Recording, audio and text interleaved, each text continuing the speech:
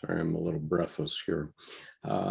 So we have 39 on the Zoom conference already, and I will continue to admit people, and we are live on YouTube live stream. And so welcome everyone. My name is Skip Conover, and I am one of the founders of the Wisdom Path Colloquia, along with my partner, artist Tim Holmes, who is off painting today and won't be able to join us until perhaps later, but he had the opportunity to go to Carmel and paint, and who wouldn't want to do that? So he may be able to join us a little later, but in any case, I'd like to introduce you to Dr. Jerry Wright, who was a Jungian psychoanalyst and teacher in Flat Rock, North Carolina. And he has written this profound book, A Mystical Path Less Traveled. And I'm really honored that Jerry has not only permitted me to read his book into my Sunday morning sessions, which are aimed primarily at people with English as a second language. Because of the hour, I do this reading at 8 a.m. on Eastern time on Sunday mornings. So it's fairly rare for Americans to hear it live, but Jordan Hoggard and I have been doing it as a tag team a bit since for 6 weeks with these two books. One is Diane Croft's The Unseen Partner, and the other is Jerry's book that we're going to talk about today. So with that, without further ado, I'd like to introduce Jerry Wright, and your turn to talk, Jerry. Thank you, Skip. Thank you very much. Recognize some people on the gallery. I want to begin with a blessing. This is found in the back part of my book, one of the blessings there. May we know that we are born mystics, grounded, embodied, attuned to the numinous presences and powers at the heart of the universe or universes. May we know that we are the stuff of the cosmos, neither greater than nor lesser than all else, and that all is holy, and that all is holy, and that all is holy. May we see ourselves as threshold dwellers between the visible and invisible, conscious and unconscious, and from that mysterious intersection, may we live with passion and compassion. May we live with passion and compassion, our twin offerings for the privilege of our sojourn. And may we remember to bow 7 times a day, or 70 times 7, as we make our way along the mystical path less traveled.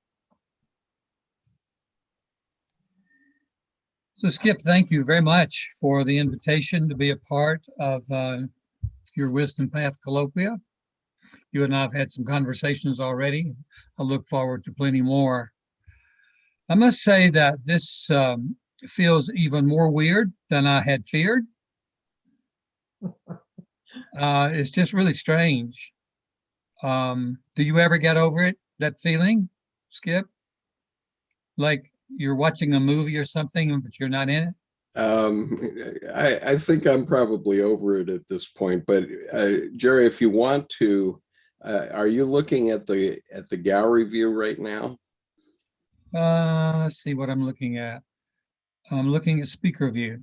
You might want to switch to gallery view. Then you'll see all the people that you're speaking to. Okay. And that will be more like a congregation Yeah. for you.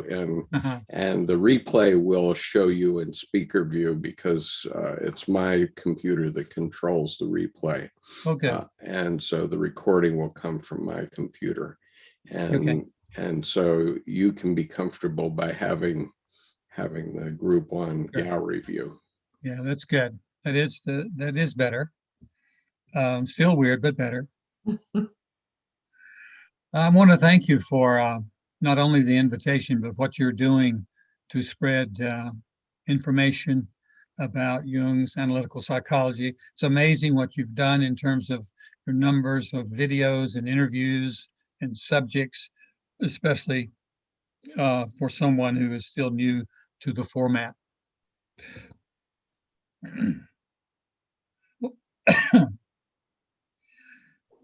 While the Jungian perspective and Jung's myth of consciousness is far from complete and far from perfect,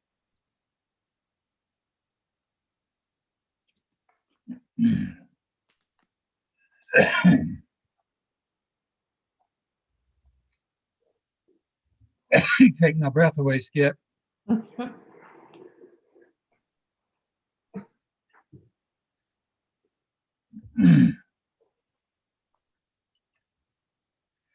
Well, the one thing I can't do is bring you a cup of tea with honey in it. But if you'd like to take a few minutes to do something like that, you're welcome to do that. Thank you. I have some water. I think I will be okay.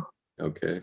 So we have 50 people on YouTube or on Zoom right now, and another 9 so far on YouTube. It'll be many more before we're done. Okay. So I was about to say that while the Jungian perspective is far from complete and the myth of consciousness is not perfect, I do believe that it is the best resource for us at the present time as a species to help us get through the messes that we have made of our world. And perhaps it may be, it may aid us to save our species even, and our beautiful nest. I'll be making that case this afternoon. That's how important I think the Jungian perspective is.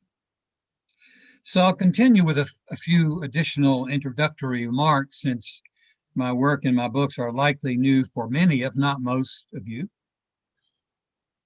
And I want to be as transparent as possible in this kind of remote setting, so you'll know where I'm coming from. That's important to me. For the first 25 years of my professional life, I served as a religious professional, a Presbyterian minister in various settings. And for the past 21 years, I have worked as a Jungian psychoanalyst, doing analysis, teaching, writing, and leading groups on pilgrimages to various places around the world. I want to be clear that today I'm speaking as a Jungian analyst who has a lifelong passion for religion, spirituality, and for the mysteries that our species has named gods, goddesses, and more recently, God. Actually, I've had a lifetime obsession with religion and the gods, and that obsession persists to this very moment. I think about these things every day, and in recent years, for many hours every day. And I talk about these mysteries with anyone who will listen. My close friends will likely agree I am obsessed with these topics.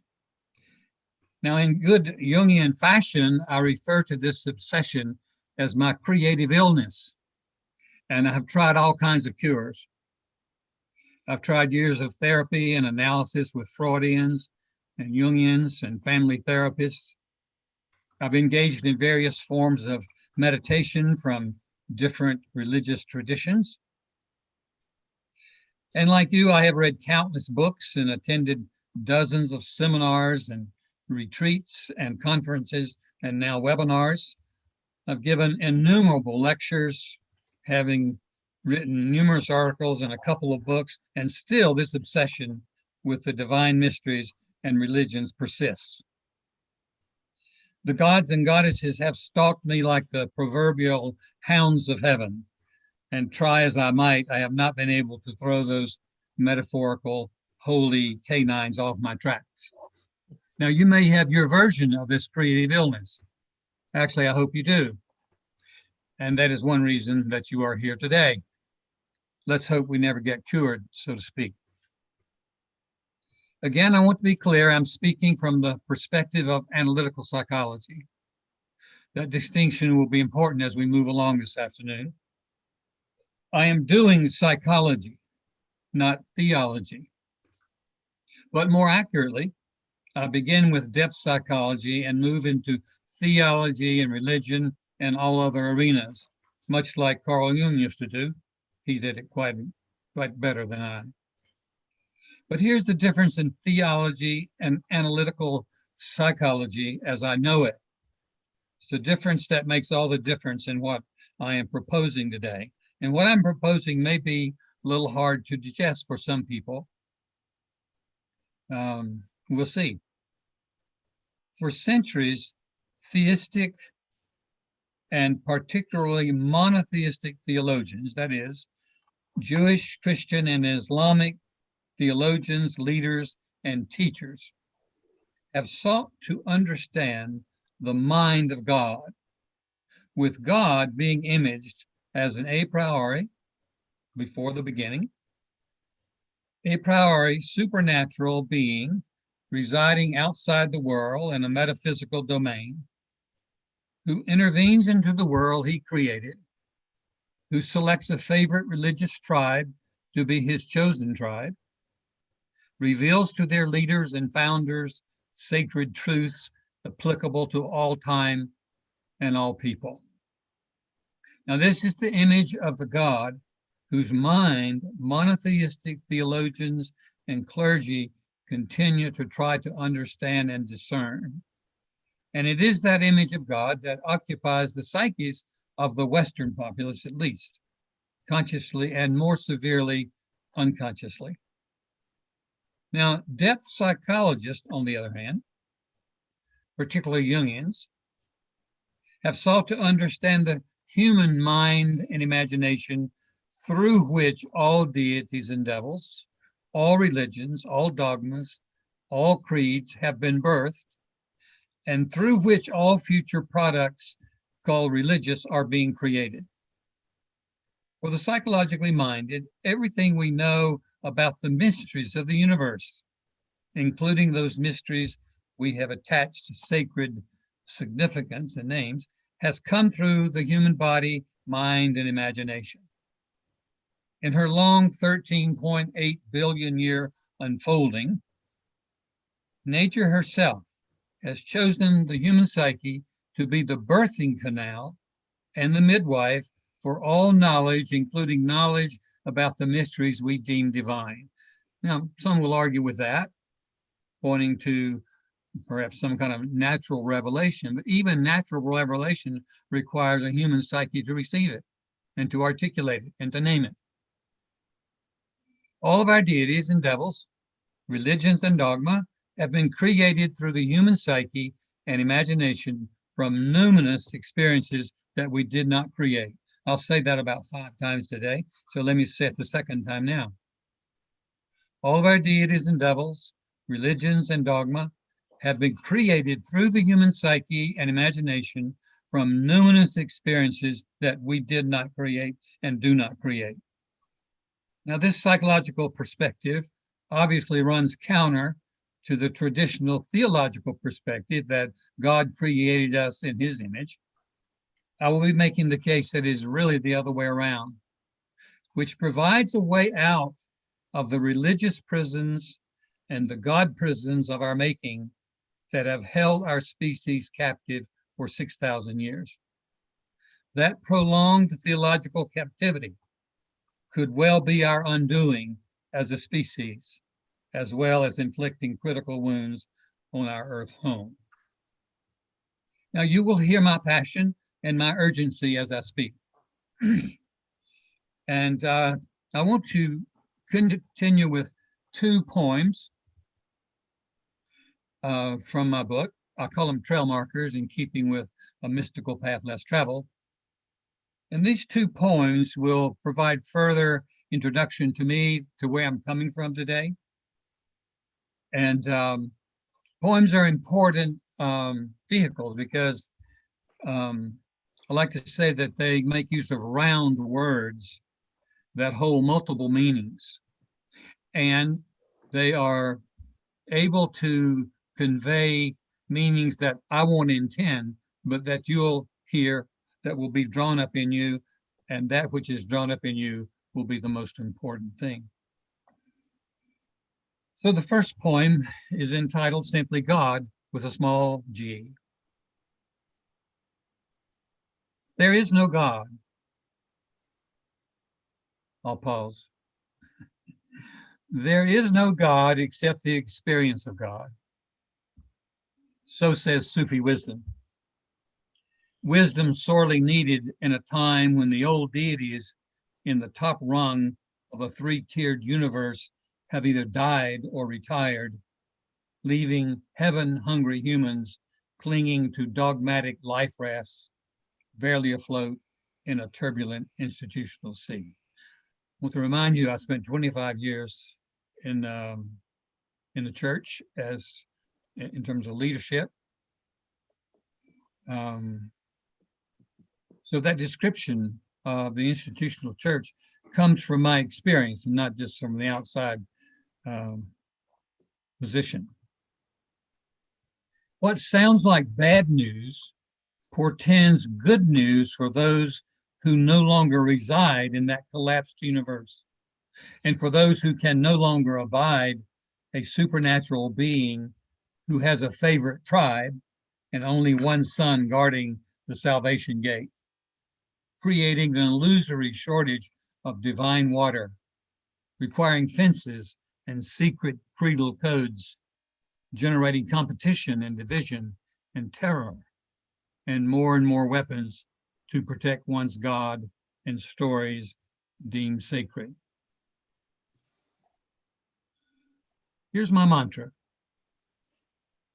As long as our deities are supernatural beings, occupying an external metaphysical home and intervening for our religious tribe or our nation, we will continue to do great harm to others, ourselves, and our earth home. As long as our deities are perceived to be external to life and to the life of the human psyche, we will continue to do great damage to each other, ourselves, and our earth home. We continue to spill blood over the stories we tell ourselves about the gods we have created and are obliged to defend.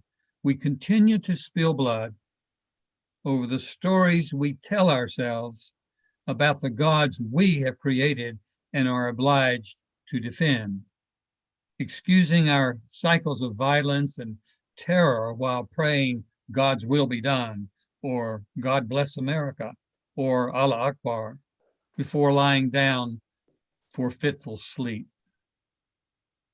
We will to our children our unwillingness to face our human fears disguised as faith. We will to our children our unwillingness to face our human fears disguised as faith, their inheritance, our unlived life. You remember Jung said it this way: the unlived life of the parent is the greatest burden that the child has to carry. It gives me, as a parent, pause every time I hear it or read it or repeat it. The unlived life of the parent or grandparent is the greatest burden that the child has to carry. Who will have the uncommon courage to speak common sense to our common delusions of external magical gods and magical books? How long will we export the responsibility for our difficult human choices to a remote deity or to a human pope or to a dusty paper pope created by the Bronze Age male psyche? Was the reduction of the many gods and goddesses to one supernatural male revelation from heaven's heights, or eruption from the human depths of 2 million-year-old fears of shortages of God goodies?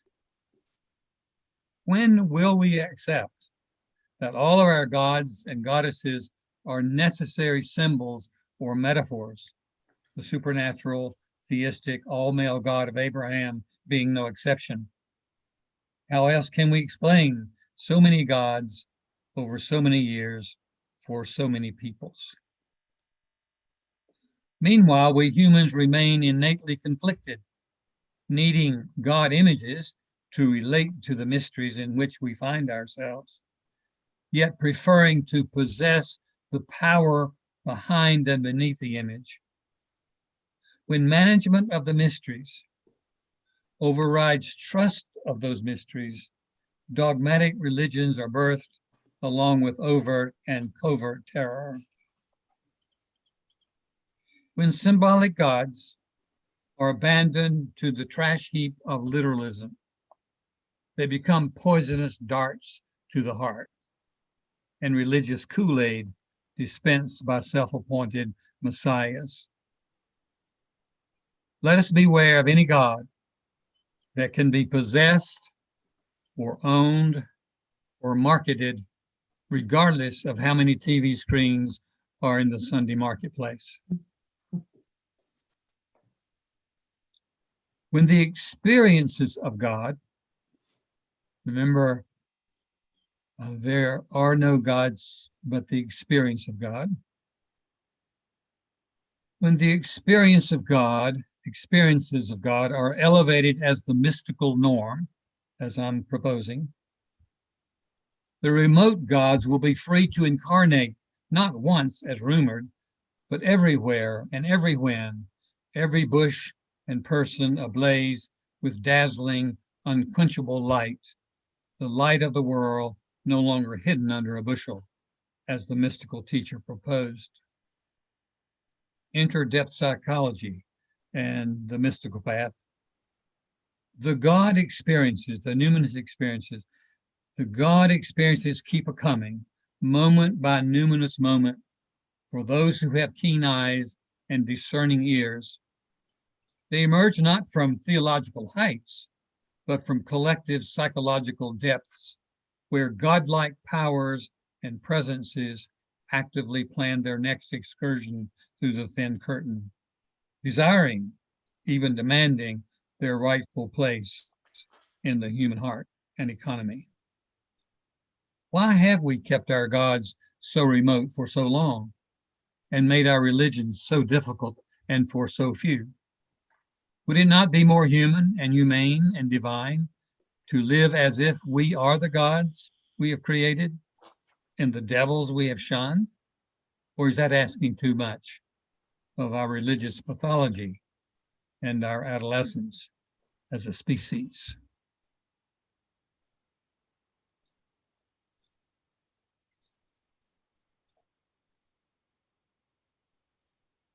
I want to share one more before providing more commentary. Some of you know that I did spend 25 years in the church as a pastor in various positions. And over time, I moved from the center of the church life to its metaphorical back porch. And then later, I stayed on the back porch a while, so to speak, where it was comfortable and I could find my place, not too much in the center of church life, but also still connected to the community. But as time went on, the foundations of the back porch collapsed as well, too. Theological foundations, ecclesial foundations.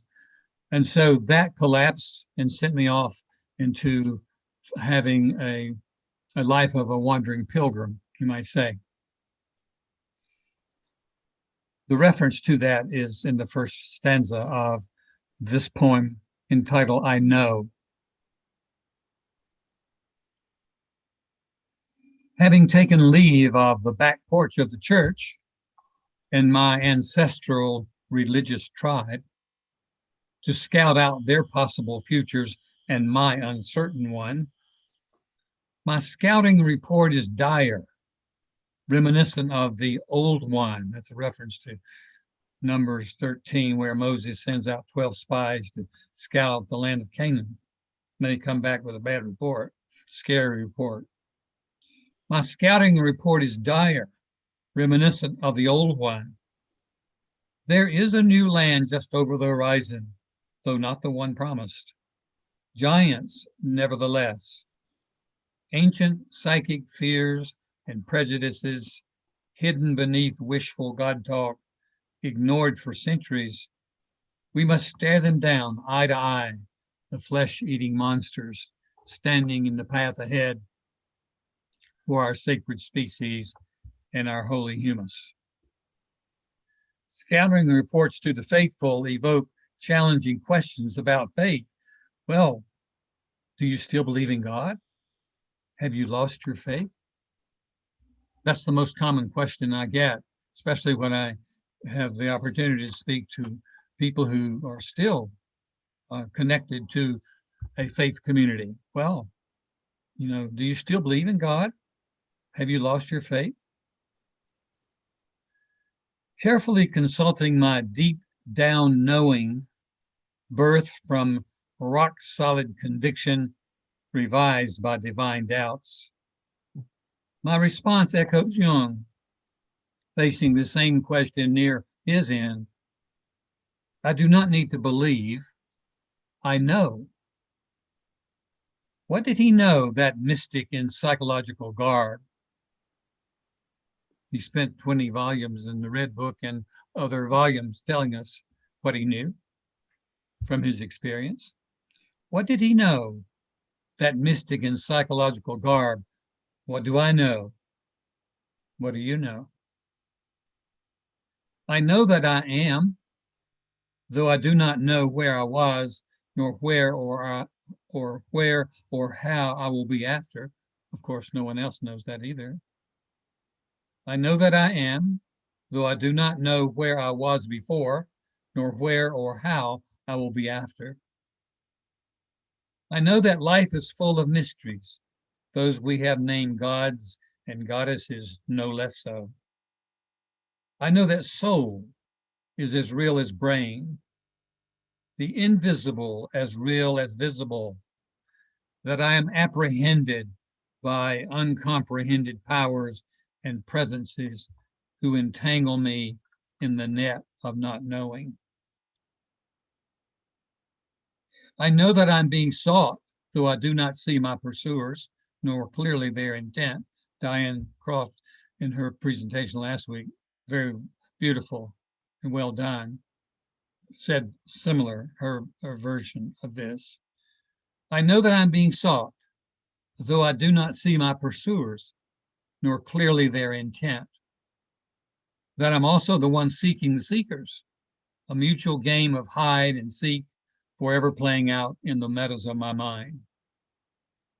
I know that faith and trust are twins, they're identical twins, often confused with beliefs that have other parentage.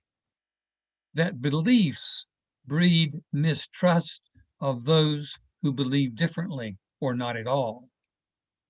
That guarded beliefs shrink the imaginative soul, while trust releases the religious prisoners. That beliefs can change and must, lest religious word idols slay us all. I know that faith is delicate and hearty, like the first cry announcing our arrival on this spinning top and our final sigh at the end. The trust of breath and gravity being our first and last faith-filled acts. I know that we create our gods from numinous experiences not of our making. I know that we create our gods from numerous experiences, not of our making. Another way to say that, we cannot create an experience of God, but we do create all of our gods, goddesses, and God. That we create gods who in turn create us and hopefully save us from ourselves. That devils are created likewise from dark shadowlands projected onto the faces of those we hate and fear. I know that all religious dogma is necessary subjective fiction. I know that all religious dogma is necessary subjective fiction, always needing a revised sequel. That all sacred texts are human words about the gods we create. That our God naming and religion making are necessary industries to employ the human imagination. It picks up on the notion that they're not words of God or the word of the Lord that we hear almost every Saturday and Sunday. Not word of God or word of the Lord, that we keep proclaiming that. They're words about God. They're words about the Lord. They're human words about God. Another way to say it is there's no word from God that doesn't have human fingerprints and psychic prints. I know that all religious dogma is necessary subjective fiction, always needing a revised sequel, that all sacred texts are human words about the gods we create, and that our God naming and religion making are necessary industries to employ the human imagination. I know that our visible earth is more precious than a hoped for heaven, that our at one-ment with all more precious than atonement for a few.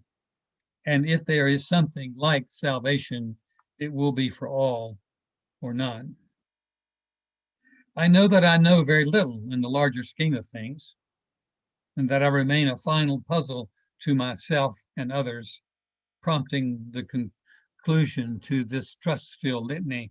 But then, what do I know? And you, what do you know? The last stanza is so very important. I believe all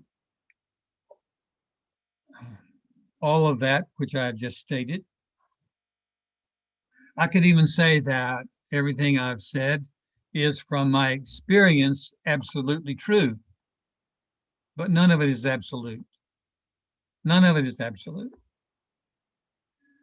I'm sure you're hearing some passion in my voice about these matters already and some urgency, but my passion should not be confused with certainty. It is not possible to be certain about the mysteries that we're talking about. On the other hand, it is important for me, I think it's important for all of us, to clarify where we are, to take our stand, to say as clearly and as with much compassion as we can what we know to be true from our experience. And then, having said that, we open ourselves to conversation. So yes, you will hear the passion and urgency. Some of the urgency to speak and write about these matters comes from two sources, really. First of all, from my recognition of my own mortality. My personal time is running out to make a difference and to continue to make meaning of this birth that I did not ask for and the death I cannot escape. Or as Jung said it this way: life is a brief span between two great mysteries which are yet one. And finally, my urgency comes from my concern that our collective time as a species may well run out if we don't address our unconscious complexes around religion and the mysteries we have named God, goddesses, and God. This is my bias. I'm clear about the bias. Beneath the big messes we continue to make as a species is unconscious religion and gods perceived to be external to physical life and the life of the human psyche. The illusion and delusion that our gods reside outside the natural world and beyond the human psyche has dominated the human psyche for 6,000 years. And we remain in the grips of that patriarchal and that dualism and the divisive religions, particularly monotheistic religions. I'm very hard on monotheism. I'm no longer willing to continue to support shallow and silly religious ideas that are at the root of our collective divisions and dis-ease, dysfunction, and slow demise as a species, and our slow slide toward potential species and environmental suicide. I'm no longer willing to be silent out of fear of confronting the ghost of the patriarchy, nor current religious authorities and ancient sacred texts granted authority simply because they're ancient and come from the Bronze Age male psyche. That is one of the most absurd things of our religious communities. The fact that sacred texts are ancient and created by largely the Bronze Age male psyche, and somehow they should retain absolute truth. That's absurd, and it needs to be called out. I think, speaking again from a depth psychological perspective, as a species, our greatest failure today, and if we took a poll of the 50 faces here, what's the greatest failure of our species to the moment? We'd have 50 different answers. But since I have the microphone right now, I'll tell you what mine is. My thought is, as a species, our greatest failure today is the failure of our religious imagination to create, at the initiative of the unconscious, a myth for living that is worthy of the modern mind and ancient soul. Now, we can call that a religious paradigm or worldview, a collective myth for living, and so on. But our greatest failure is the failure of our religious imagination to create, at the initiative of the unconscious, a myth for living that is worthy of the modern mind and ancient soul. And the second failure is closely related to it. It's our failure of nerve to challenge the hierarchical and patriarchal religions and religious authorities and texts, past and present, that remain inadequate and in many respects toxic to the human soul and the soul of the earth. It's as if our collective religious imagination has been frozen in religious time somewhere. And while all other aspects of the human imagination have flourished, we continue to be an amazing species in terms of creativity. It's amazing what we're able to do and continue to do. But our religious imagination remains captive to hierarchical, theistic, monotheistic religions that are still wed to a three-tiered pre-modern universe, including external magical gods and their magical books. So there was a time, even for me, when we might have looked to traditional religions to save us individually and as a species. But now many of us think we must be saved from those religions and religious delusions. Our major religions are anemic at best and toxic at worst. I think I made a good case for that in my first book, Reimagining God and Religion. And if you want some of the background and underpinning of such even rash or harsh statement, I think I made a good argument. If you have if you're not aware of that particular book, Reimagining God and Religion, I think you will find it provocative and maybe evocative. From the depth psychological perspective, all of our thinking and imagining and writing about gods and goddesses and religions over the centuries, I believe, are subjective efforts to understand ourselves and our place in the cosmos. That's what our species has been doing all along. We've been trying to understand our place in the cosmos. All theology is an outgrowth of psychological self-understanding or lack thereof.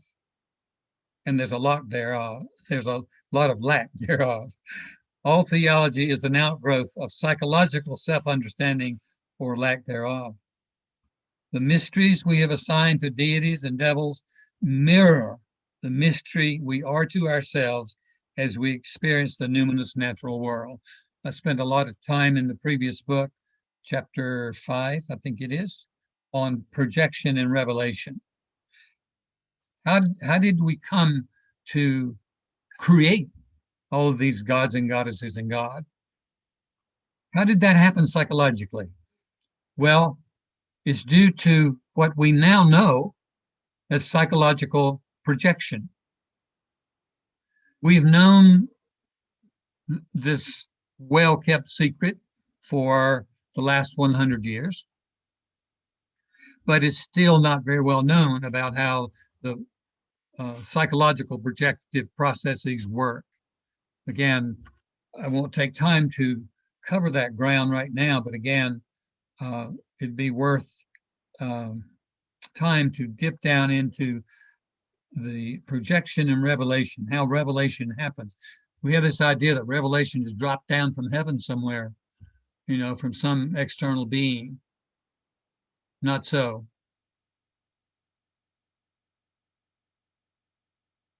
The mysteries that we've assigned to deities and devils mirror the mystery we are to ourselves as we experience the numinous natural world.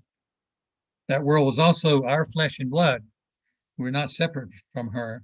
She is our mother. And furthermore, the more we learn about the natural world through the hard and soft sciences, the more we learn about who we are and what role we may play in the great drama in which we find ourselves. But unfortunately, we keep speaking reflexively of God as some a priori theistic being or entity, rather than a name that we have assigned to our unknown selves and our own unacknowledged potentials. So here's our psychological task, as I understand it. Our psychological mystical task is to come home to ourselves and to reclaim both the creative and destructive capacities we erroneously exported to external deities and devils. Our task is to come home to ourselves and to reclaim both the creative and destructive capacities that we erroneously exported to external deities and devils. And it's my bias that only then we'll be able to exercise those capacities responsibly, and only then will our species survive and thrive. If we ask again, each of us today, those of us who have been reading Jung for some time, what do you consider his greatest insight? We'd have, again, a lot of different answers. I think the greatest insight for me is the recalling of the deities to their psychogenetic origins. In Jung, and his genius was recalling the deities and devils to their home in the human psyche, and the challenge to deal with those energies of creativity and destruction within the human psyche. And again, it's my bias that until we do that, nothing really is going to change in our species and in our world. It will continue to get worse if we don't do that. And it's already pretty bad, but it seems to be getting a lot worse. Another way to say it is that 6,000 years of exporting our gods and goddesses and leaving them out there somewhere apart from the human psyche has not made us a better species. In fact, we can make an argument that we're getting more and more careless and violent and destructive and divided, and creating more and more weapons to hurt each other. The last century was arguably the bloodiest century in our species history. And we started the new century off pretty horribly as well, and it continues. So I think religions have spent far too much time and energy and ink trying to understand a supposed remote metaphysical supernatural interventionist being, and precious few resources seeking to understand the human psyche and imagination that created the categories of deities and devils and religions in the first place.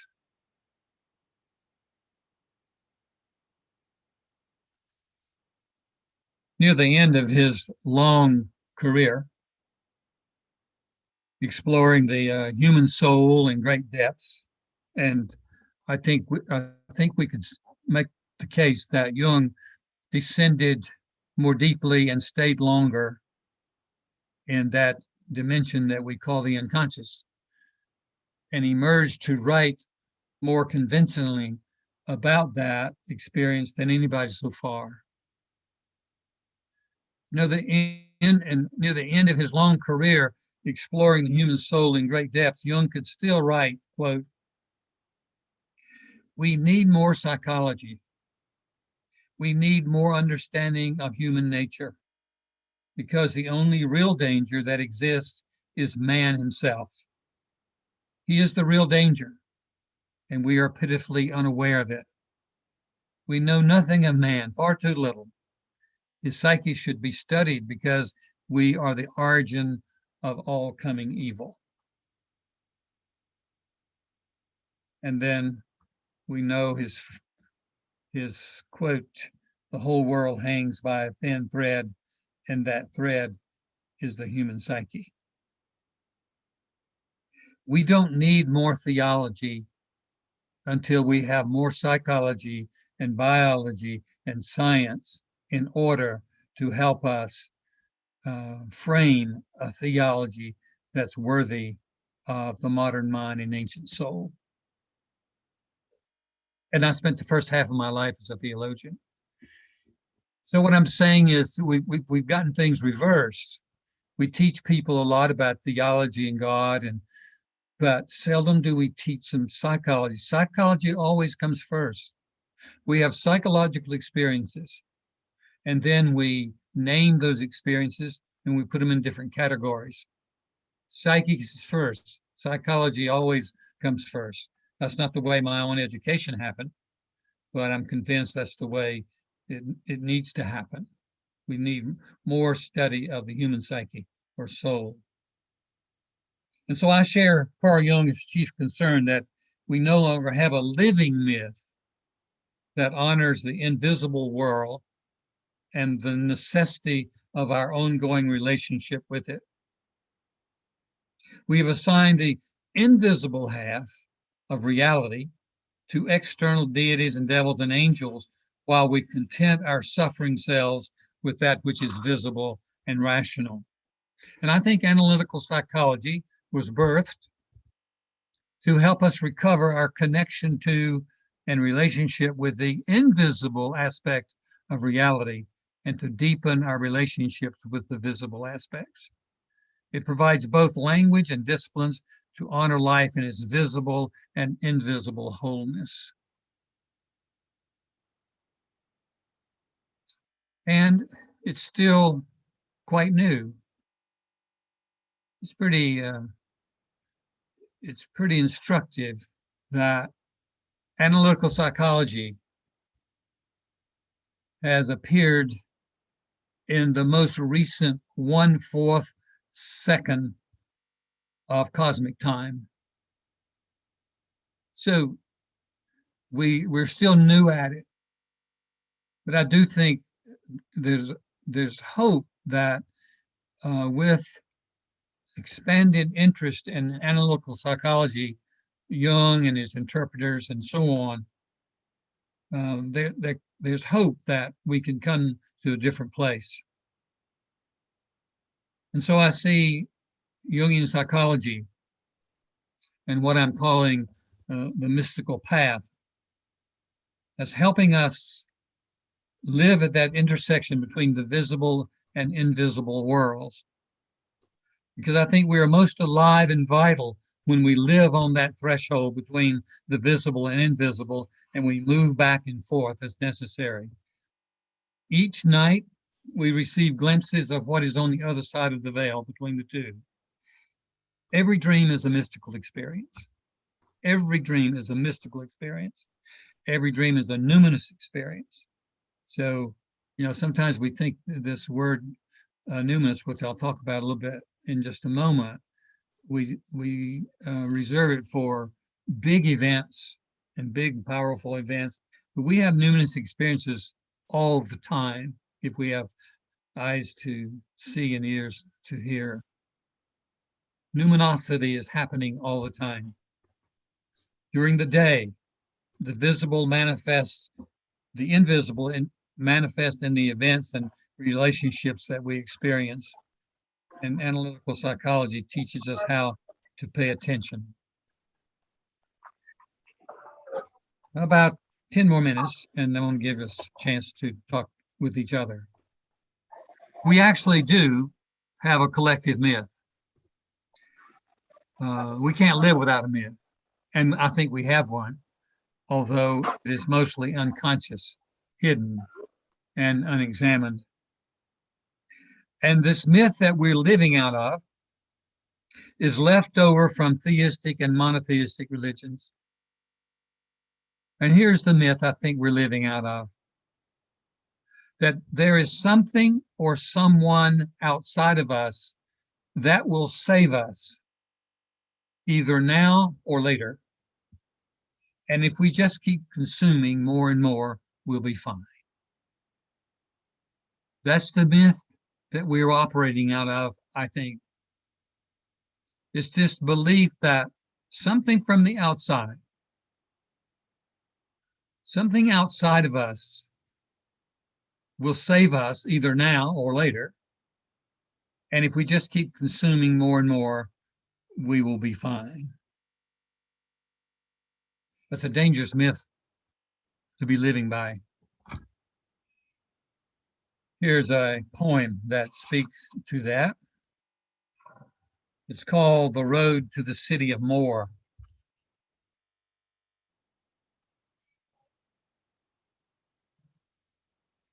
The road to the city of More, M-O-R-E.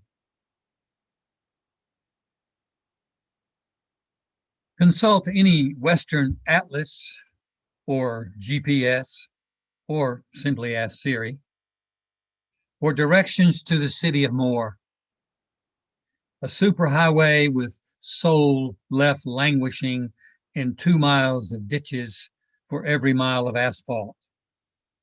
Ditches filled with tear-stained adult toys, touted by consumer priests as missing pieces to the happiness puzzles of vulnerable, love-longing, love-lonely humans. Ditches filled with tear-stained adult toys, touted by consumer priests as missing pieces to the happiness puzzles of vulnerable, love-longing, love-lonely humans. Got any old toys lying around you don't need? I got a house full of them. 24/7, 365. This is the consumer priests offer these missing pieces to our happiness puzzles. And we all buy into it, so to speak. It's hard not to. but we have to get more conscious about it. Surely more is always better, along with bigger and higher and being great again. Sorry to remind us of that nightmare. Surely more is always better, along with bigger and higher and being great again. How dare that mystical rabbi propose otherwise, that less is more, the first shall be last, and vice versa, that the greatest are servants of all. How dare he? What was that homeless, itinerant mystic smoking, declaring happy are the humble, poor in spirit peacemakers? What did he know? He who had only 12 followers on his Twitter account. Is the rapidly expanding city of More a shining light to the nations, or a flickering, diminishing candle on the edge of darkness? Is the city of More a beacon for freedom and justice and equality for all, or only for the well-connected who can afford health care? Is the city of More capitalism's success or cannibalism's delight, earth's honor or soul's sorrow? Each of us is a judge and jury of one, considering our verdict in the city of More.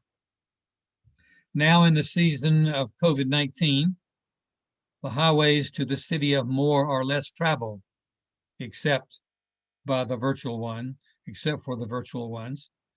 The skies are bluer, the air is cleaner, the birds seem to be rejoicing while we ponder possible meanings. Might it be that the expansion of soul requires less and less and fewer, more subtraction than addition, more subtraction than addition? I want to be clear that I'm not advocating a new religion.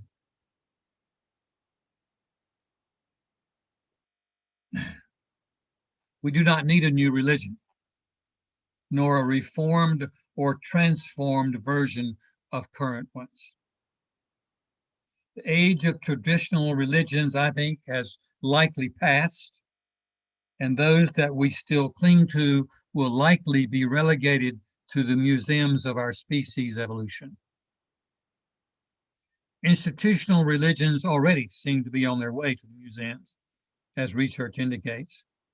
That could well be a sign of health and hope. People are voting with their feet. But what we do need is a new attitude toward the mysterious life that we inhabit and to the mystery that we are. Jung called this a new religious attitude. I prefer the term mystical attitude that moves our imagination from the deep ruts of well-traveled religious roads that have come to a dead end. A mystical attitude allows us and forces us to embrace aspects of ourselves that will promote more creative and more responsible living.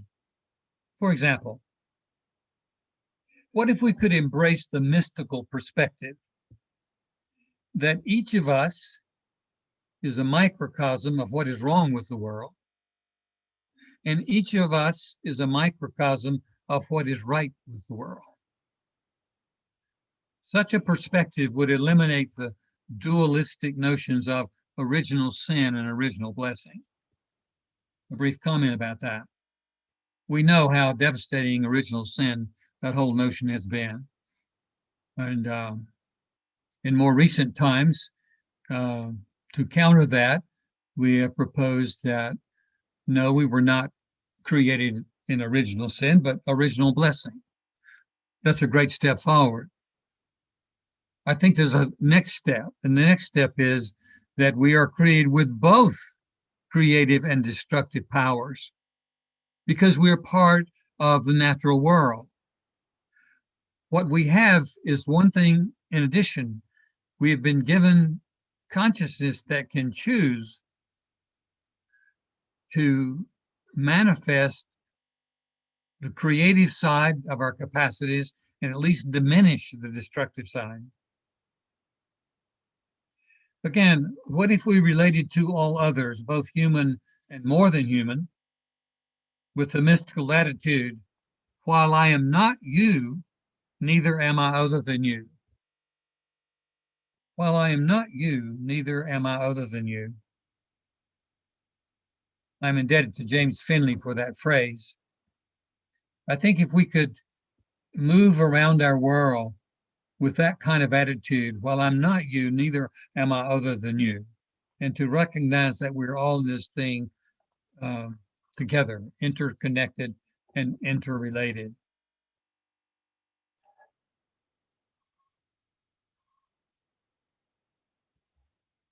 Finally, I think, again, supernatural theism seduced us away from nature and our own nature by trying to understand the nature of external metaphysical interventionist gods. I'm proposing a psychological mysticism that preceded and now replaces a theological mysticism that remains dependent on an external metaphysical interventionist being that can no longer be legitimately embraced by modern consciences, I don't think. This is what I mean more specifically about a mystical path less traveled and what I've tried to do in this book. I'm making the case for a psychological mysticism rooted in unmediated numinous experiences. And as we know, Jung borrowed the word numinous from Rudolf Otto. I'm going over territory that most of you have been over. Otto wrote a book, The Idea of the Holy, about 100 years ago now. He had become concerned that the word holy had become too one-sided, bright, light, and good, and uplifting. And he created another word, a new word, numinous, that includes those experiences that are light and bright, but also their opposites as well. Now, when Jung stumbled upon this descriptive word, he was coming out of his own descent into the depths. And when he came upon the word numinous that Otto had created, Jung knew that he had found the word that had helped him make sense out of his whole life thus far. And also, he built his entire psychological framework on this powerful word, numinous, which literally means a nod from the gods.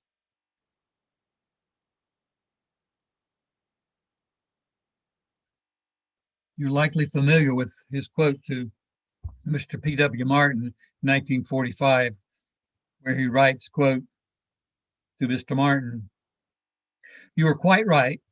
The main interest of my work is not concerned with the treatment of neurosis, but rather with the approach to the numinous. But the fact is that the approach to the numinous is the real therapy. And inasmuch as you attain to the numinous experiences, you are released from the curse of pathology. Even the very disease takes on a numinous character." When's the last time you felt when you were sick or ill or hurt or injured that it was a numinous experience? Well, it is indeed, in fact. It's exactly what it is. So I'm borrowing this powerful word also to describe the experiences along a mystical path less traveled. Numinous experiences, here's the advantage of using that experience, those experiences, as the foundation for a way to travel along life's path. First of all, numinous experiences are universal. They're common to all people, regardless of culture or religious identity or lack thereof. You don't have to be a religious person to have a numinous experience. In fact, sometimes our religions have insulated us from numinous experiences. So numinous experiences are universal. They're common to all, regardless of culture or religious identity or lack thereof. They appear unbidden, called or not called, invited or not. They do not require belief in an external supernatural interventionist deity or deities. Numinous experiences do not require a supernatural savior or messiah or mediator. Numinous experiences do not require a human mediator or priest or pope, nor an infallible sacred text. And this is very important. Numinous experiences register first in the body, validating the body as a sacred vessel. Numinous experiences, again, I said this earlier, may last for a moment, a day, or weeks, and even years, like Diane was talking about convincingly last Sunday. So a psychological mysticism suggests that we meet God disguised as our life in all of its mixtures and textures. It's a practical, pragmatic mysticism that embraces what is and how we live what is responsibly. That's our task, to embrace what is and what comes our way, and to live what is responsibly. Psychological mysticism cuts through centuries of dogmatic theology. I often think of theology, and again, I spent the first half of my life studying theology and preaching theology and so on. But I sometimes think of it as a roundabout. We get on this roundabout, but it goes nowhere. We just keep going round and around and around. And I think most of our theology, traditional theology, is still on the roundabout or come to a dead end. The only hope is to fertilize theology with depth psychology, to widen it, broaden it, to bring it back to life. So I'm making the case that the psychological mystical path is the most natural, it's the most inclusive, and potentially the most satisfying spiritual way for the modern person.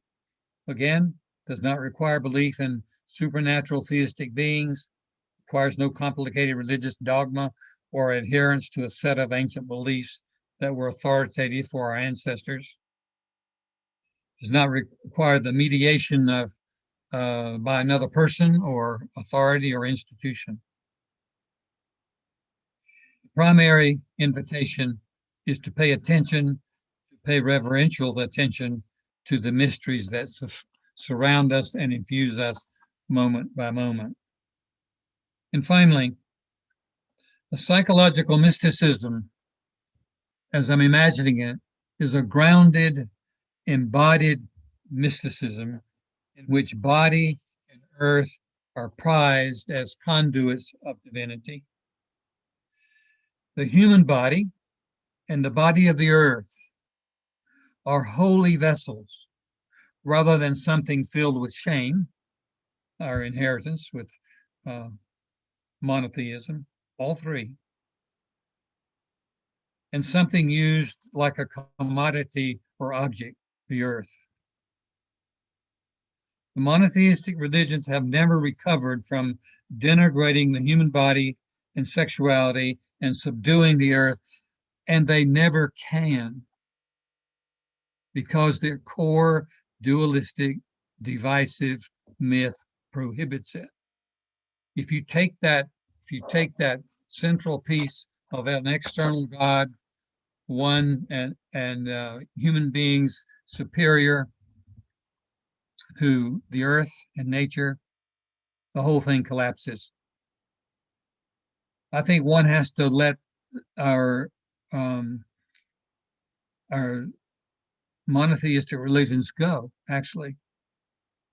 Acknowledge their death and wait for resurrection.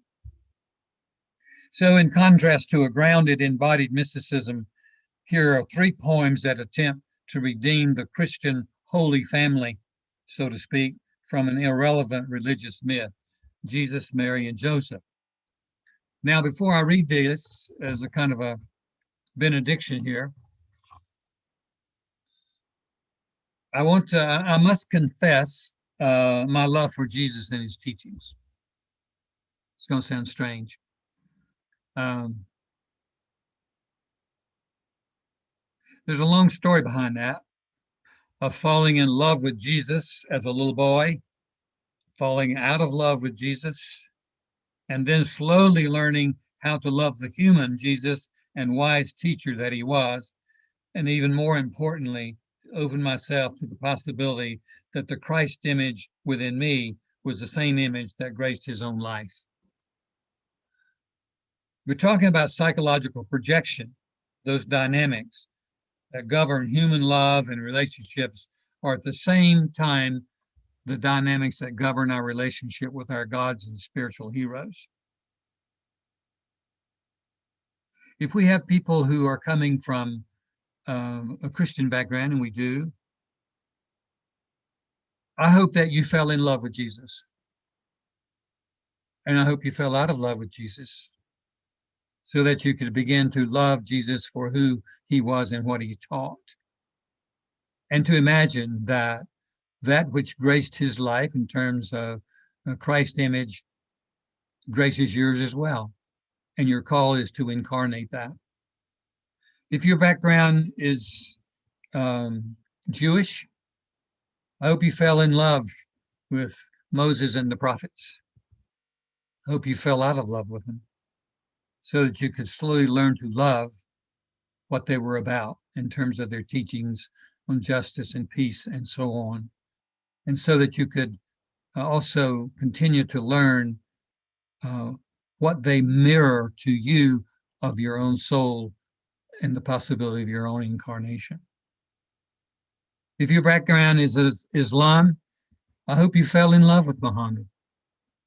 And I hope you fell out of love with Muhammad and then learned to love what he taught and what he stood for and what he mirrors to you of your own sacred self. So I felt it necessary to say publicly again, to claim my love for Jesus and Jesus' teachings. I mean, after all, I do have some shred of reverence left. I'm pretty sure I do. Jesus,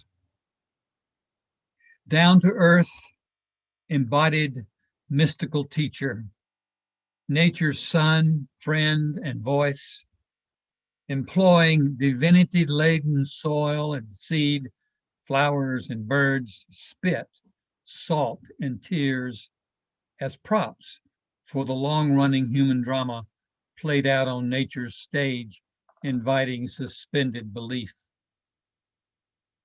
How lonely he now must be, a one and only Savior, exiled by creedal-praised apostles to a metallic, three-seated air traffic control tower, to contemplate an unnecessary second coming and role of final judge he decried the first time around.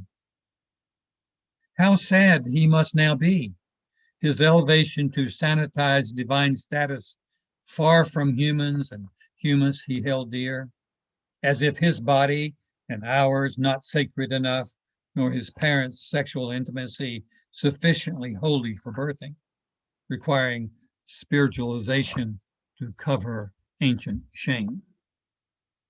Was his creedal exile an eternal reward, or a sentence to irrelevancy, his life story reduced to a few unbelievable sentences parroted weekly in the tribal echo chamber, simply marking the end of the printed order before departing, worship completed?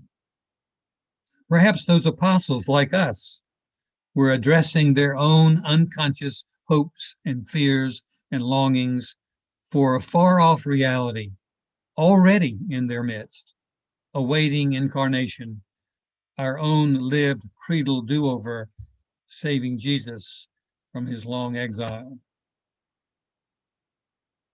Mary, exalted above all women, yet hidden for eternity behind a prophylactic veil, declaring human body and flesh and sexuality tainted by Augustinian original sin, birthing guilt and shame for the ages. One wonders if she might have preferred her lowly human estate over a spiritualized and desexualized, dehumanized elevation, untouchable by ordinary women and men, except by counting prayer beads or viewing iconic images of mother and child. Why do men then and now, religious or otherwise, prefer their feminine nature in projected forms, safely out there at arm's distance, idealized or demonized, escaping the risky and vulnerable tissue of sacred body and tender solace of soul? When the angel next visits Mary, imploring her willingness to birth divinity, she may well decline, preferring to be a human mother for a human son, rich in body and soul, mind and imagination, content with an ordinary miracle. And finally, Joseph.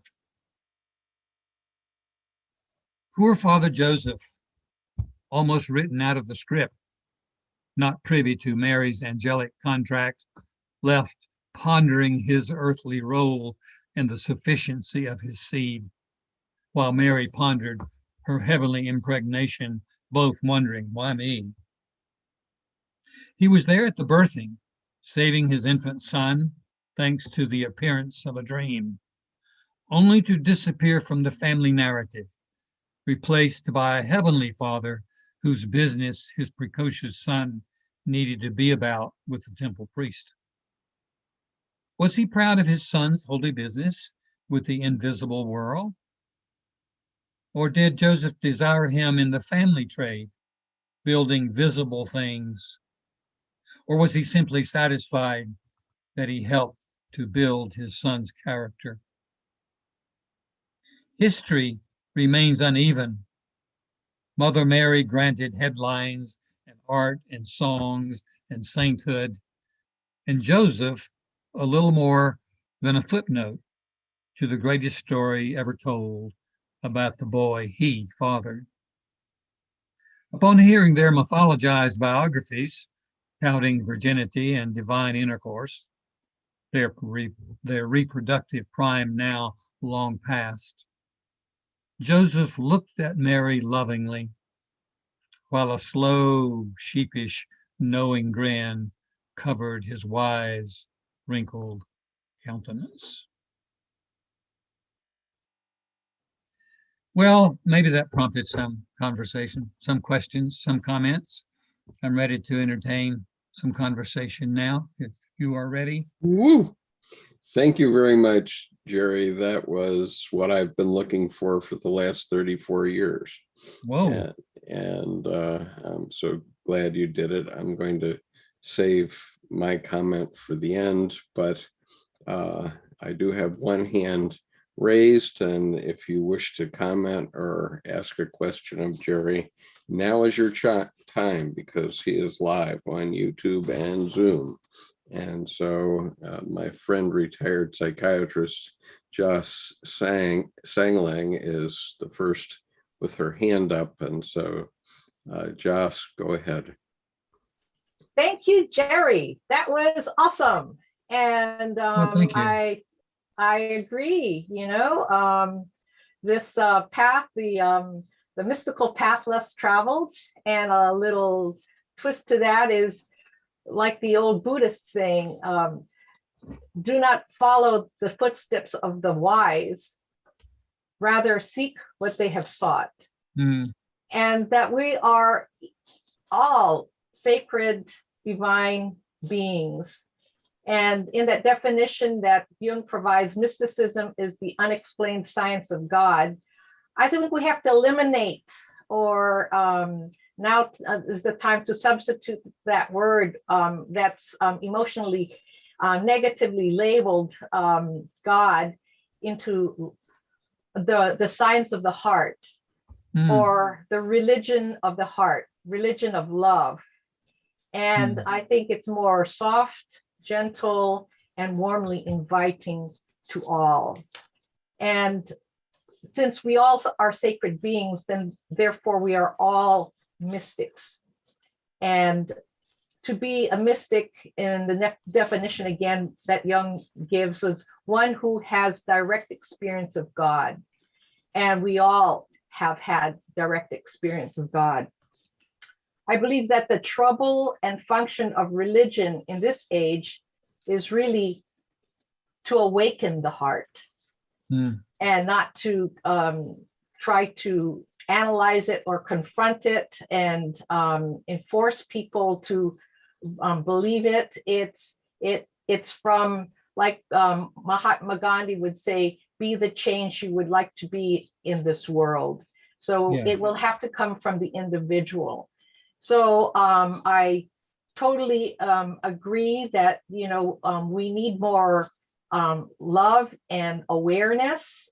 And it's not a monotheistic God, but it's from within each and every one of us. Because for one thing, the mystical function, as I think Jung said, mystical function is to arouse and maintain an individual sense of awe and gratitude for the mystery of being. That's beautiful. And that the first aim in mystical is to validate each person's individual human experience. And that's what Joseph Campbell said. So the experience of mystery comes not from expecting it, but that when we yield all our programs, our old beliefs, releasing that, because it's based on oftentimes fear and desire, and we drop that, out comes the radiance. Yeah. So thank you very much. And You're I'm sure welcome. you've had your mystical experience that comes from, not from a thinking function, but a heart function. And I think you alluded that in your childhood experience, but that is the crux, that is the beginning, that's the seed of love. And now it's sprouted, and lo and behold, you are blossoming it and dispersing it to us all. Thank you very much, Jerry. You're very welcome, Josh. Thank you for your comments. Yes.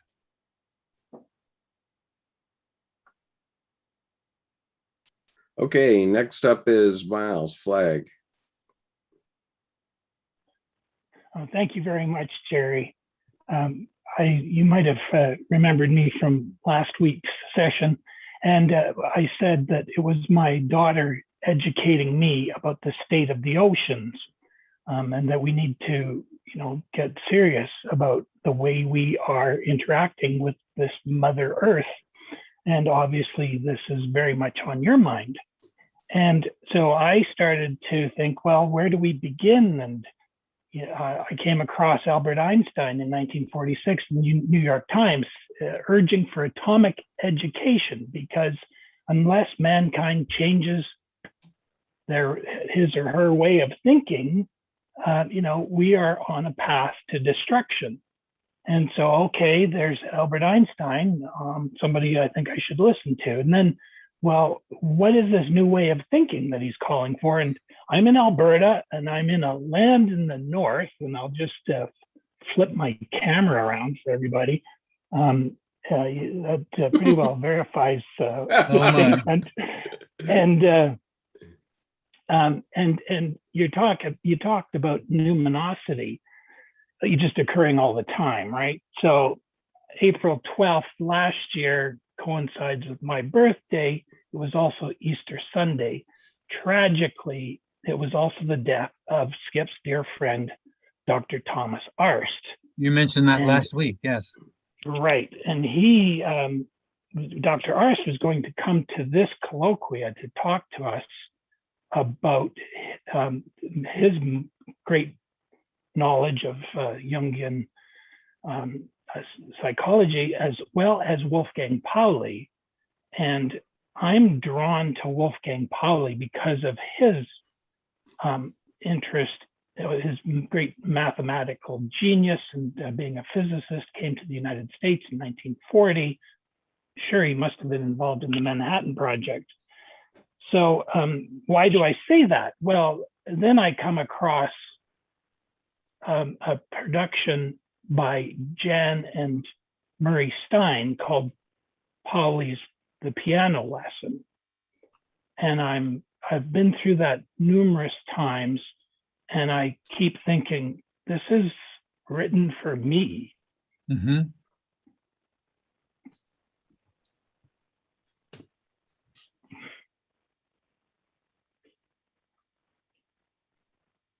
You're having a visitation.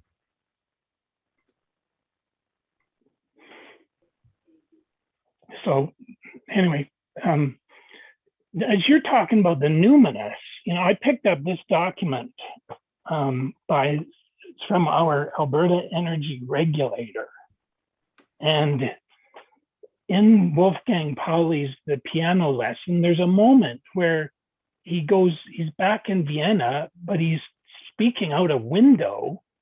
And to me, the scene is not Vienna out the window. It looks like where I am, the Blackfoot territory, the land of the Niitsitapi. And as you were talking, I just realized that this document is subtitled, Voices of Understanding Looking Through the Window. And it's examining decision-making models and creating ethical spaces where Indigenous communities and the atomic energy, and I emphasize that word energy because I'm talking, nuclear energy as well here, where the Indigenous communities and the Alberta Energy Regulator can work together.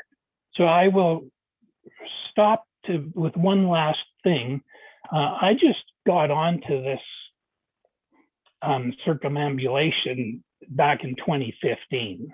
And one of these calls to action in our Truth and Reconciliation Commission, and I'll just draw your attention to how Wolfgang Pauli's The Piano Lesson ends with him saying reconciliation. I was like, oh my God, here we go again. But just going to conclude to say that you wrote the book that I don't have to try to write now, because call to action number 49 is this. And this is all about how Canada has so egregiously treated the Indigenous people here. And there's 94 calls to action. I picked 2 of them, and one of them is this one.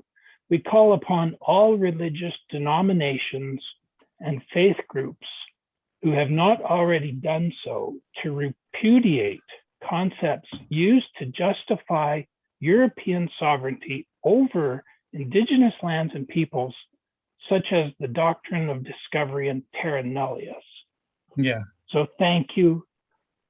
Your book is all about that. Thank you.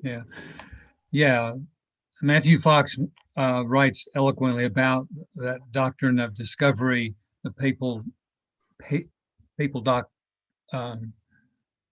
doctrines that really gave legitimacy to go to Indigenous tribes and groups and to convert them. They were fields for harvest, for redemption, and at whatever cost. It didn't matter what the cost was. They needed to be brought into the folds of the church, and we're still paying for that redemption. But those redemptive efforts, we're paying for them every day on our street. We have not, I think, those kinds of efforts, and is part of our original sin as a nation, as a world, actually. Thanks, Miles, for your comments. Yeah, thanks very much, Miles. Nick Lawrence is next. Nick. All right. Firstly, I just want to say thank you, Jerry. This has been a real treat. The question that I have, I should probably preface by saying, 1, I'm not extremely versed in biblical stories, and 2, that I ask this question not necessarily as someone who's standing inside of the stream of conventional Christian thought, But while you were talking, I was asking myself, what role does doing work with your dreams play in this whole idea? And I was thinking of the story of Joseph and his dream in the Bible in Genesis, and it seems as though he had an understanding that perhaps God could speak to him from an inward place, or that rather maybe God was something inside of himself. So I was very happy to also hear you touch briefly on that. And I was curious if you thought there were any other such figures in the Bible that really kind of felt this distinction as being, one, God, something being inside of yourself, and then in opposition to the idea that there is a God in some metaphysical world outside of the self. Thank you, Nicholas. Well, the Bible is replete. It's full of dream stories and examples, and I think what we have recovered is our attention to the dream as a way that the deep unconscious and the soul speaks every night, 5 or 6 times every night. And there's a whole tradition, there's a whole discipline of dream work, and some of it really mirrors some of the dream work and dream experiences that are recorded in the Bible. I think about, I mentioned Joseph, Jacob and Joseph. I'm blocking on some of the specific biblical names right now, Nicholas. Job. Of course, Job, yeah. I can't go any further right this minute in terms of making connection with the biblical stories, but I want to again encourage us to continue to pay attention to the dreams that come in the night, because they're offering us information about our own soul, about our own psyche. In general, they're compensatory to what we are, to our conscious situation of the moment. And they are powerful events and resources. Nicholas, I don't know if you are familiar with an institute called the Hayden Institute, Haden Institute. They're doing a really good job of teaching people to pay attention to their dreams and to work with their dreams individually and also in groups. You might check that out as a resource. Yeah, I'm glad you mentioned that. Actually, when I leave this today at 5 o'clock, I have a meeting with some friends in Asheville that are currently going through a 2-year program with the Hayden Institute. So I'm not directly involved with them, but in some way. Well, it's a very good program, and I see a number of people in the gallery here who have been through that process. And at one time, I was a faculty member for a lot of years. So it's a very important institute, and they're doing great work.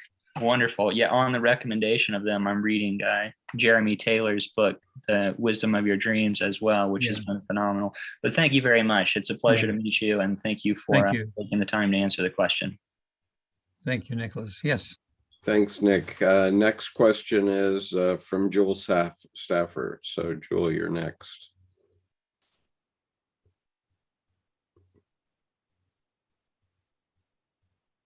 You need to unmute, however. Got it. Got it. Thank you, Mr. Jerry. All right, I appreciate this. I've read your first book. It made a major significance to me in my life because you put into words what I had felt for so long. And Good. I still carry that with me. The thing with this book is that it just continued me on that same journey. I did not grow up going to church, was looking for peace in life. So I found a church. Then I got to a church and there's a hierarchy there.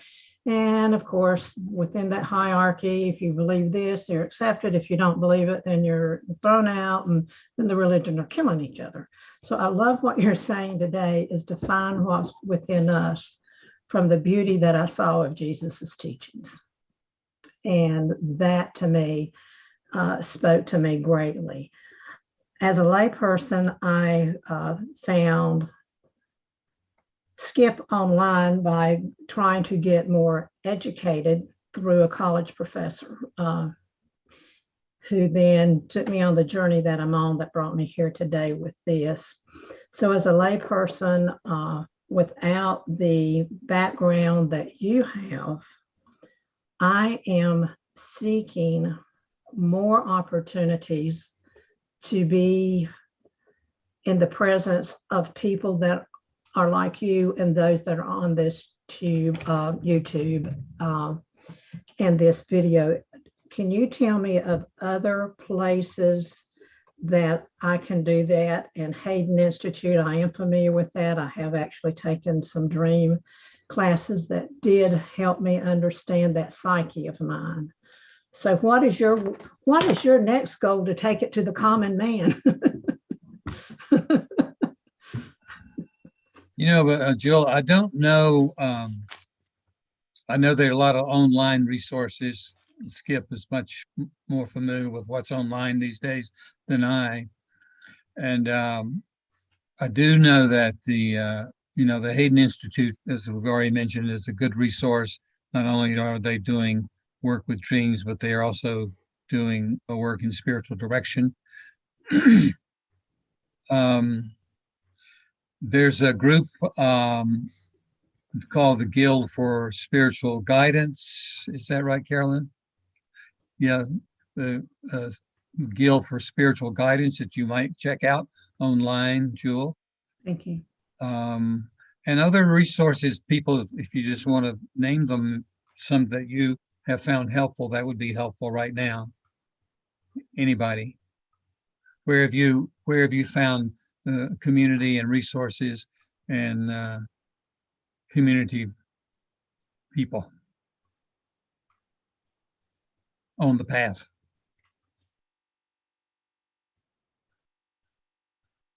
Shalem Institute in Marriottsville, Maryland. It's SHALEM, and they have all sorts of resources. Thank you. I will share with you the one of the paths that has changed me in my life was I couldn't understand why someone told me to go to it, and I went to it and found out that I had been raised in a family that was actually dysfunctional. And there's an organization worldwide that just accepts people of all places, that helps you understand your past and to help you become, as Jung says, individualized, and sort of gives a direction in that way. So I appreciate what you're going. I'm going to say, I'm sure there's more people got more questions I can learn from. So thank you. Thank you, Jewel. Thank you, Jewel. Jerome Waddle, you're next. Skip. Jerry, thank you very much. I'm glad you're spreading the word. And actually, I live in Hendersonville, so I'm kind of in your neighborhood, but we've never met. Anyway, what I would like to, the first book I read of yours was the Reimagining God and Religion. And the thing I liked about that is you had taken Jesus and separated him from Christ and said Jesus is a man and he is a representation of being individuated. If you look at it that way, that's another perception. Mm-hmm. And I thought that was super because, Carl Jung was individuated and they represent models of the path. And I thought that was outstanding, the way that you framed that. The other thing I wanted to talk about is, we can say the words of honoring me and I see you and me. But how do we get the experience of that for people that, what kind of tools are available where you can, particularly with dealing with the major thing is projection. If you don't understand projection and have that experience, you don't realize that you're projecting. And I didn't until I realized I was projecting, and then I took it back and tried to process it, So what kind of simple tool could we use to get people say, you got to have the experience and then you understand it? Yeah. Well, I think the opportunity to check out the projective process happens all the time, every day. I'll tweak a little bit what you said, if I may. I like to remind myself that projection is an unconscious process that I don't project. It's not my ego that's projecting. It's something wiser than I that is doing the projecting and flashing some unconscious part of me up on the screen of another person's face and so on, so that my task is to recognize it as a projection, withdraw it, and integrate it into my own being and my own life. And I think if we just watch our interactions all the time, just every day, and certainly,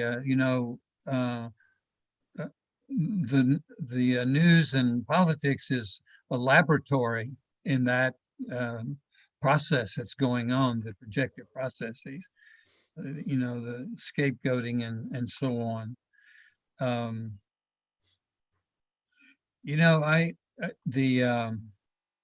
The things that really catch my own imagination and my own energy and excitement or dread. In my better moments, in the moment, I am asking myself now, what is that about? What is that about that has caught my imagination and my energy and my attention? And is it something that is being projected onto that person or into that event? And so I think just moment by moment attention to that possibility reaps great benefits and changes the nature of our interactions and our relationships.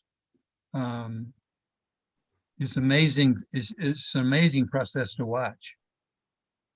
Yeah, it is. And in some cases, you could like do a little pause, when you get a reaction. That's some of the Gurdjieff stuff. You would do a little pause and then take a look, like in the Engram stuff, Gurdjieff. Right. Jerome, on another time, reach out if we're neighbors. I love your background there. Is that live? Is that a live picture in your background? No, that's just from the Blue Ridge Parkway. Well, in the background. So yeah, North Carolina. Yeah. Right. Thanks, Jerome. Reach out. I'd like to meet you. Yeah. Thank you. Gail Bowman is next. Gail.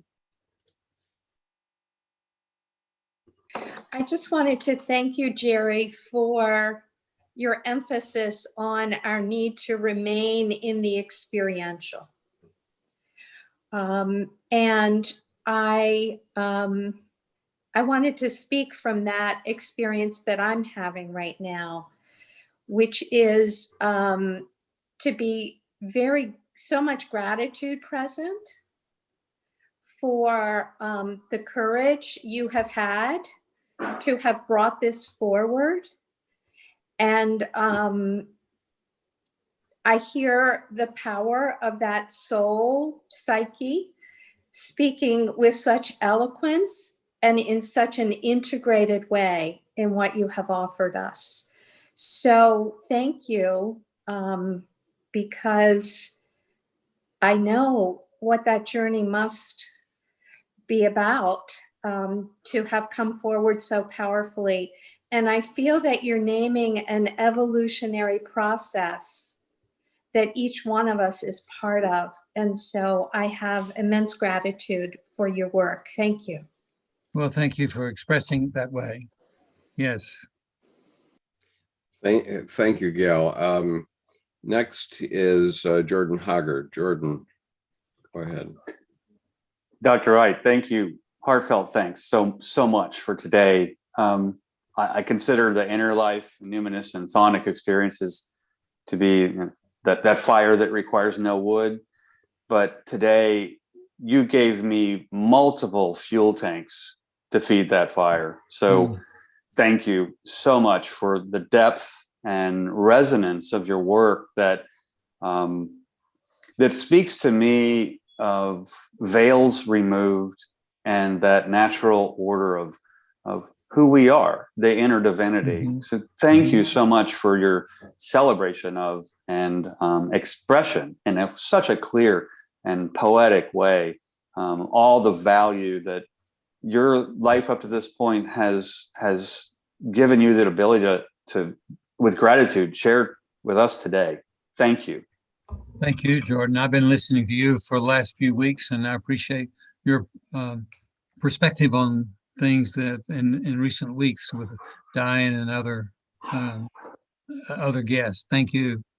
I'm floored. I much appreciated. That is a high honor of an accolade. Thank you.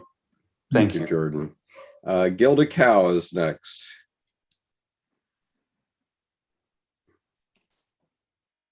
Hello, Dr. Wright.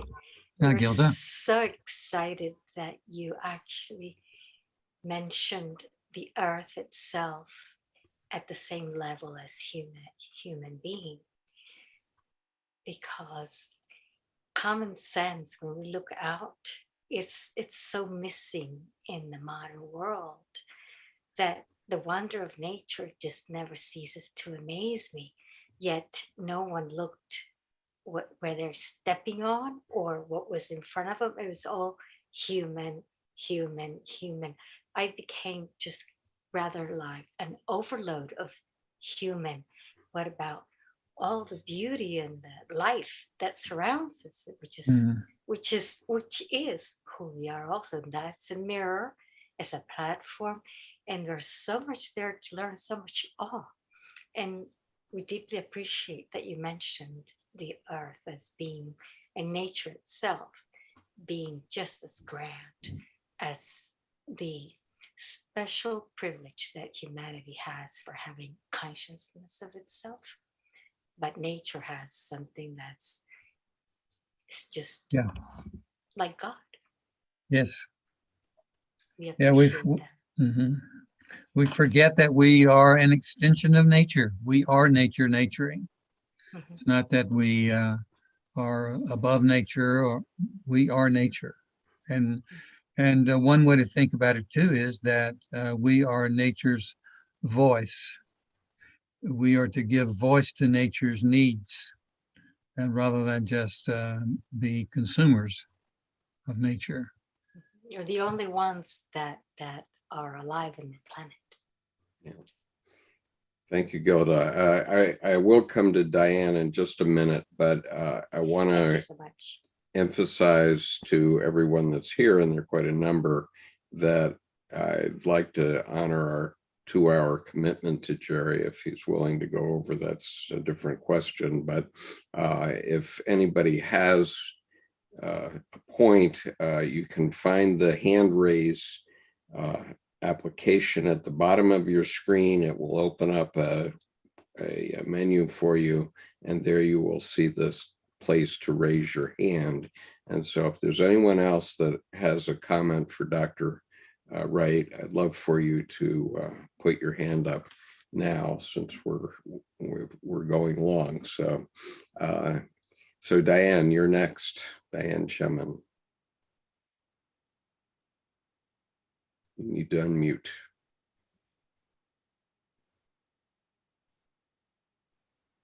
Thank you so much, Mr. Wright, for this presentation. I just want to second what Gilda and Gail and Jordan said about the courage, the power, and being the voice for Earth, Mother Earth, that we have not been.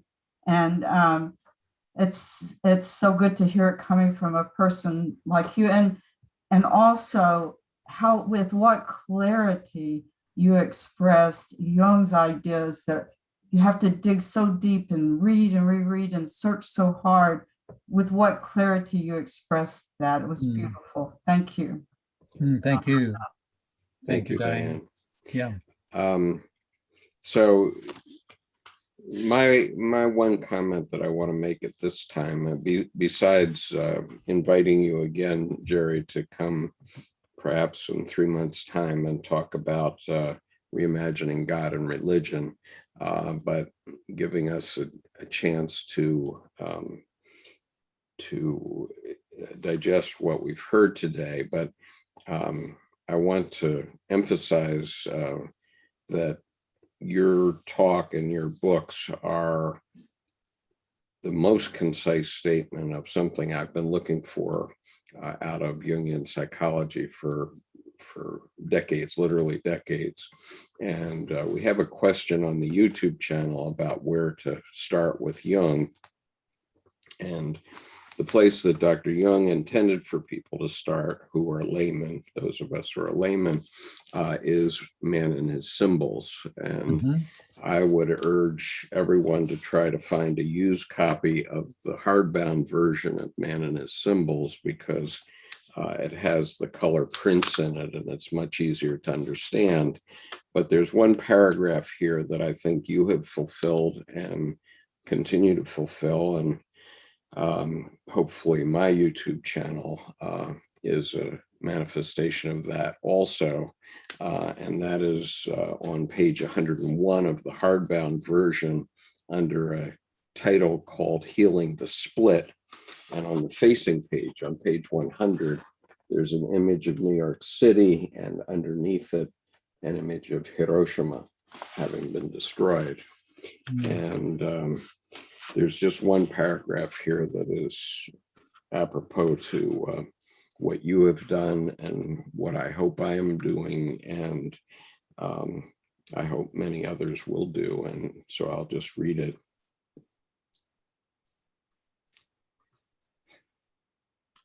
And it's a numerous paragraph for me, so you see, it makes me quite emotional. But as any change must begin somewhere, it is the single individual who will experience it and carry it through. The change must indeed begin with an individual. It might be any one of us. Nobody can afford to look around and to wait for somebody else to do what he is loath to do himself.